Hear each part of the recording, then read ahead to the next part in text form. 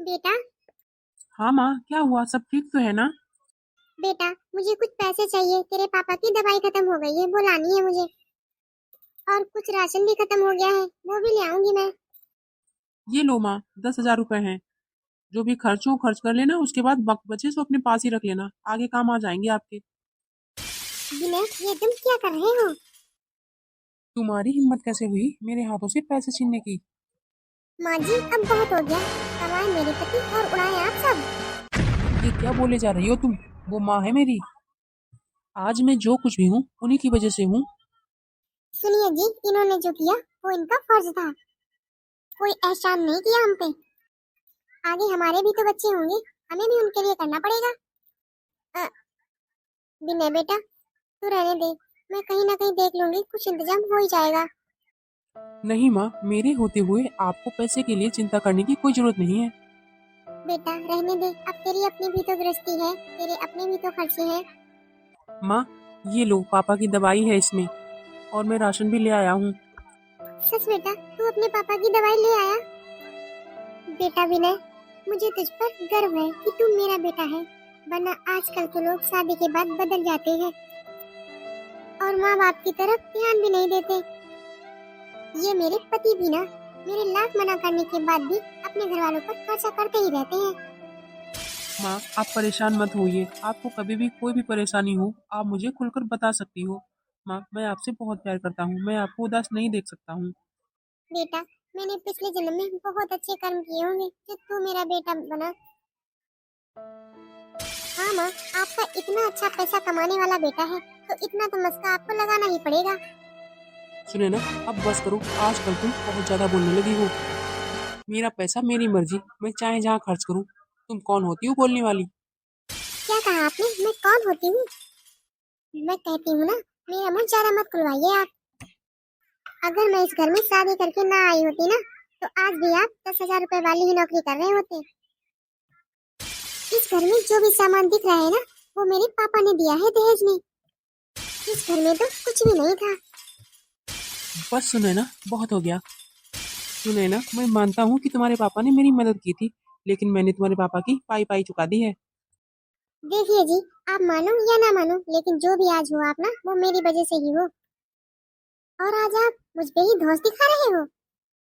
एक बात मैं आपको साफ साफ बता देती हूँ, खबरदार। अगर आपने इन लोगों को पैसे मुझसे बिना पूछे दिए तो। अरे माँ, ये क्या कर रही हो? लाओ मुझे दो। माँ, आप भाभी को कुछ बोलती क्यों नहीं हो? माँ, भाभी ने आपको बिल्कुल नौकर बना के रख दिया है, आप कुछ बोलती क्यों नहीं है उनसे? खुद तो कभी काम नहीं करती हैं। अब रहने भी दे बेटा, क्या बोलने से फायदा है? फालतू में ही इस घर की शांति भंग हो जाती है। अरे बेटा कोई बात नहीं, जब तक हमारे हाथ पैर चल रहे हैं तब तक मैं खुद ही कर लूंगी, क्या कहने से फायदा है। आज बहुत दिनों के बाद मैंने छोटी बहू के हाथ का खाना खाया, मजा ही आ गया। छोटी बहू, तूने अच्छा किया, तू इतनी जल्दी चली आई अपने मायके से। हाँ छोटी भाभी, सच में मैंने भी आपके खाने को बहुत मिस किया। सच में माँ जी, आपको मेरे खाने की इतनी याद आई? अरे भाभी, खाने की ही नहीं, आपकी भी बहुत याद आई। जब देखो इसकी ही तारीफों के पुल बनते रहते हैं इस घर में। मेरी तो इस घर में इज्जत ही नहीं है। पर मुझे क्या, मुझे तो अपने फ्रेंड के बर्थडे पार्टी में जाना है। सुनिए तो। हाँ, क्या है? अरे जरा इधर तो आइए। सुनिए जी, मेरी फ्रेंड का बर्थडे है तो मुझे उसके लिए एक गिफ्ट खरीदना है। तो मुझे 1.5 लाख रुपए चाहिए। तुम्हारा दिमाग तो ठीक है ना? 1.5 लाख रुपए का कौन गिफ्ट देता है? तुम तो ना हमेशा गरीब के गरीब ही रहोगे। पता है तुम्हें, मेरी फ्रेंड भी मुझे इतना ही महंगा गिफ्ट देती है हर बार। तो आप ही बताइए, जब उसका बर्थडे है तो मैं कुछ दूं ना क्या? तुम मुझे बस ये बताओ, तुम पैसे दे रहे हो या नहीं, या मैं अपने पापा से मांगू ये पैसे? और एक बात सुन लो, अगर तुमने मुझे पैसे दिए नहीं ना, तो मैं तुम्हें पूरे मोहल्ले में बदनाम कर दूंगी। कहूंगी कि ये मुझे हर रोज मारते पीटते हैं। दीदी का तो कुछ ज्यादा ही हो रहा है, ये हम लोगों को कुछ ज्यादा ही धमकाने लगे हैं। अब मुझे लगता है कुछ मुझे ही करना पड़ेगा।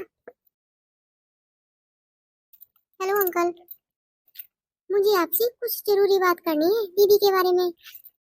क्या हुआ बेटा, सब ठीक है ना? हाँ हाँ अंकल जी, सब कुछ ठीक है, लेकिन दीदी को कुछ बातों का एहसास दिलाना बहुत जरूरी है। दरअसल अंकल जी, जेठानी जी ने जेठ जी से 1.5 लाख रुपए मांगे थे अपनी सहेली को गिफ्ट देने के लिए। तो जेठ जी ने तो बिल्कुल ही सा मना कर दिया। उसके बाद से जेठानी जी तो आग बबूला हुए बैठी हैं। मुझे पता है, इसीलिए वो आपके पास फोन जरूर करेंगी। इसलिए प्लीज अंकल जी, आप बात को समझिए और मेरी बात सुनिए। मैं जैसा जैसा आपसे कहती हूँ आप वैसा ही करते जाइए। हेलो पापा, मुझे ना 1.5 लाख रुपए की सख्त जरूरत है। पापा, मुझे ना अपने फ्रेंड को बर्थडे गिफ्ट देना है। ये गरीब लोग तो मुझे देने से रहे। बेटा, अब क्या बताऊं तुझे। पापा, क्या हुआ पापा? सब ठीक तो है ना? बेटा, मैं बर्बाद हो गया, लूट गया, मेरा बिजनेस में बहुत बड़ा घाटा हो गया। पापा शांत हो जाइए, आप घबराइए नहीं, अपना ध्यान रखिए। हे भगवान, अब मैं क्या करूं? जिस पैसे के भरोसे मैं उछलती रहती थी, अब मैं क्या करूं? वो तो सब बर्बाद हो गया। मैंने तो अपने ससुराल वालों को कुछ समझा ही नहीं, उन्हें हमेशा मैं नीचा ही दिखाती रही। अब ऐसे में मैं इनसे मदद कैसे मांग सकती हूँ? अरे अब बताओ भी, क्या हो गया है? सुबह से रो रही हो। कुछ नहीं हुआ है। अरे नहीं नहीं, कुछ तो हुआ है। इतनी चुपचाप तो रहने वाली तुम हो नहीं। वैसे तो तुम माँ के पीछे सुबह से ही पड़ जाती हो। क्या बात है, बताओ। आपने बिल्कुल सही कहा जी कि मैं बहुत परेशान हूँ। मेरे समझ में ही नहीं आ रहा है कि आखिर मैं क्या करूँ। मुझे समझ में ही नहीं आ रहा है कि मैं अपने पापा की मदद कैसे करूँ। मेरे पापा के बिजनेस में पूरी तरह से लॉस हो गया और वो अब बहुत परेशान है। मुझे समझ में ही नहीं आ रहा है कि मैं अपने पापा की मदद कैसे करूं। मुझे तो ऐसा लगता है कि मेरे घमंड के कारण ही पापा के बिजनेस में इतना बड़ा नुकसान हुआ है। मैं अपने घमंड के कारण सारे घर के इंसान से कहती थी कि मेरे पास इतना पैसा है, मेरे पापा के पास इतना पैसा है, उतना पैसा है। मुझे तो लगता है मेरी ही नजर लग गई है पापा के बिजनेस को। ये ले बहू, ये मैंने कुछ पैसे बचा के रखे थे बुरे वक्त के लिए, तो ये ले जाके तू अपने पापा को दे दे। लेकिन माँ जी, ये तो इस परिवार के लिए है, बुरे वक्त के लिए। कोई बात नहीं बहू, जा, उन्हें जरूरत ज्यादा है तो तू उनको ही दे दे जाके। लेकिन माँ जी, ये आप मेरे पापा को क्यों दे रही हैं? बहू, लगता है तू अभी तक मुझे समझी ही नहीं। अब तेरा परिवार, मेरा परिवार सब एक ही तो है। देखा बेटा, जब तेरी परिवार की बारी आई है तो तू खड़ी रो रही है। तेरा परिवार, तेरी सास तेरे साथ खड़ी हुई है। अब पूछ क्यों? क्योंकि तेरी सास तुझे अपना मानती है, पराया नहीं। और एक तू है, जब से इस घर में आई है तब से सबके सब परायों जैसा व्यवहार कर रही है। माँ जी, माँ जी, आप मुझे माफ कर दीजिए प्लीज। माँ जी, मुझे माफ कर दीजिए आप। माँ जी, मैं आपका प्यार और अपनापन देख नहीं पाई। माँ जी, मैं हमेशा से ही यही सोचती रही कि जैसी मेरी सहेलियों की सास है, आप भी सेम वैसी ही हो। मैं हमेशा से ही आपको गलत ही समझती आई हूँ। माफ कर दीजिए माँ जी, प्लीज मुझे माफ कर दीजिए। अरे अरे, बस करो। अब तो बहुत हो गया रोना धोना। अब तो शुक्रिया अदा करने की बारी है। शुक्रिया अदा? किसका शुक्रिया अदा भाई? अरे भाई, मैं आपकी छोटी बहू की बात कर रहा हूँ। वाकई में वो तो बहुत समझदार है। मुझे तो आपकी छोटी ने ही रास्ता दिखाया। उसने ही कहा कि आपको ऐसा दिखाना है कि आपको बिजनेस में बहुत बड़ा लॉस हुआ है। क्योंकि आपकी छोटी बहू को पता था कि मेरी बेटी के मुंह से जब आप मेरे घाटे की बात सुनेंगी तो आप मेरी मदद के लिए पैसे जरूर देंगी। और आपने भी ठीक वैसा ही किया जैसा कि मैंने सोचा था।